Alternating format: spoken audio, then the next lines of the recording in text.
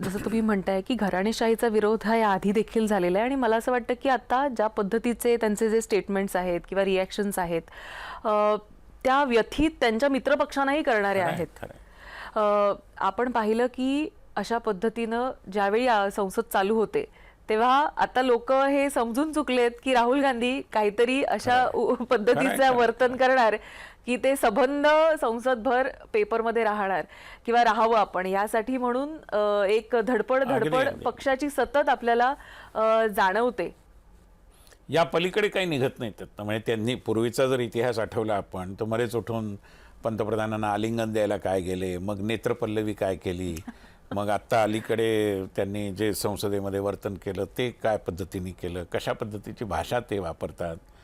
त्यामुळे सगळंच अतिशय विचित्र आहे आणि या विचित्रपणातून बाहेर येऊन खऱ्या अर्थाने तर्कसंगत आणि गांभीर्यपूर्वक असं परिपक्वतेचं राजकारण जर ते करतील तर मला असं वाटतं की विरोधी पक्षसुद्धा एक रचनात्मक पद्धतीने राजकारणाकडे बघू शकतो, हे एस्टॅब्लिश होऊ शकतो. पण आता संसद म्हटलं तर अतिशय गंभीर प्रश्न हे तिथं उपस्थित होणं हे क्रमप्राप्त असतं. असे प्रश्न हे गांभीर्यपूर्ण हे उपस्थित होत नाहीयेत आज. हे किती ही बाब गंभीर आहे, म्हणजे याकडे कसं पाहावं हाच खरा प्रश्न आहे. निश्चितपणाने अत्यंत गंभीर बाब आहे आणि संसदेच्या गेल्या काही वर्षांमधल्या विशेषतः गेल्या 2-2.5 वर्षांमधल्या सगळ्या कामकाजाकडे आपण बघितलं तर विरोधी पक्षांनी मांडलेले मुद्दे, विरोधी पक्षांनी मांडलेले प्रश्न, विरोधी पक्षांनी उपस्थित केलेले विषय, मला असं वाटतं की हे कुठल्याही पद्धतीने विरोधी पक्ष नावाची जी एक इन्स्टिट्यूशन आहे त्या इन्स्टिट्यूशनच्या एक प्रकारे प्रगल्भतेत भर घालणारे आहेत असं आपल्याला दिसत नाही.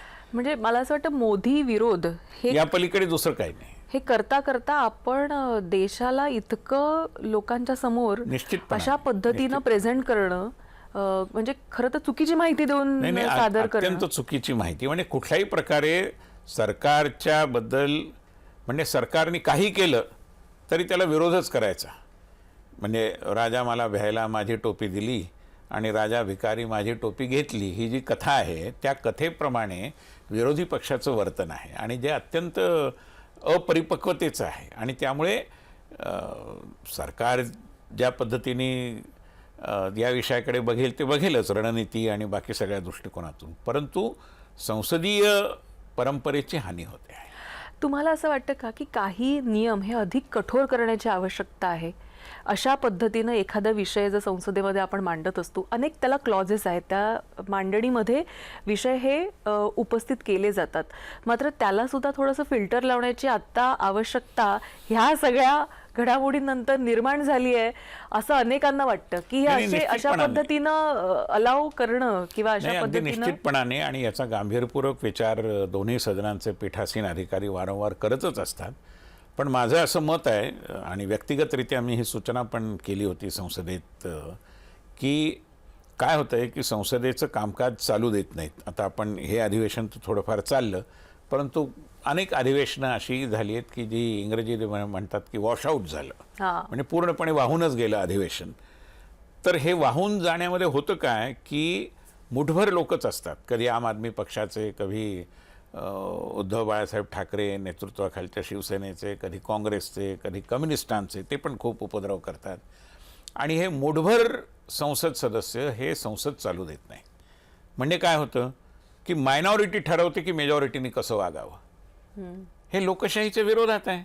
आम्ही शांत बसणारे, रचनात्मक पद्धतीने काम पाहणारे असे जे कोणी संसद सदस्य असू त्यांना आपण जणू काही या मुठभर लोकांच्या गुलामीत आहोत की काय असं वाटण्याजोगी स्थिती निर्माण होते. कारण त्यांच्याकडे तो नकाराधिकार राहतो आणि ते मोठ्या प्रमाणात आवाज करतात, गोंधळ घालतात, अनेक चुकीच्या गोष्टी करतात आणि संसदेचं कामकाज ठप्प होतं. तर विशेषतः प्रश्नोत्तराचा तास आणि शून्यकाल ज्याला म्हणतो, ज्याच्यात संसद सदस्य आपापल्या ठिकाणचे प्रश्न घेऊन येतात आणि ते मांडण्याची मुभा असते. आता हे दोन जे काही संसदीय उपक्रम आहेत ते जर थांबले तर कसं होणार? बाकी बिलांवरती चर्चा ही नंतर होतच राहते, पण हे दोन असे आहेत की ज्याच्यात आम्हाला कोणताही विषय अर्थात अध्यक्षांच्या परवानगीने उपस्थित करता येतो. म्हणून मी व्यंकय्याजी अध्यक्ष होते त्यावेळी अशी सूचना विनम्रतेने केली होती की जसं कोर्टाचं कामकाज इन कॅमेरा चालतं तसं समजा जे सदस्य कामकाज चालू देत नाहीत त्यांच्यात आपण काही करू शकत नाही, पण जे चालू इच्छितात त्यांना म्हटलं पाहिजे की तुम्ही 4 जणांचे प्रश्न आहेत ना जे आता वाहून जाणार आहेत, प्रश्नोत्तराचा तास मोठ्या सभागृहात होत नाही, तुम्ही माझ्या दालनामध्ये या, मी मंत्र्यांना बोलावतो, तुम्ही प्रश्न विचारा, मंत्री उत्तरं देतील. म्हणजे गोंधळ घालणारे गोंधळ घालू देत, पण जे गांभीर्यपूर्वक प्रश्न विचारू इच्छितात किंवा शून्य कालामध्ये एखादा विषय उपस्थित करू इच्छितात त्यांना देखील हतोत्साहित होण्याचं काही कारण राहणार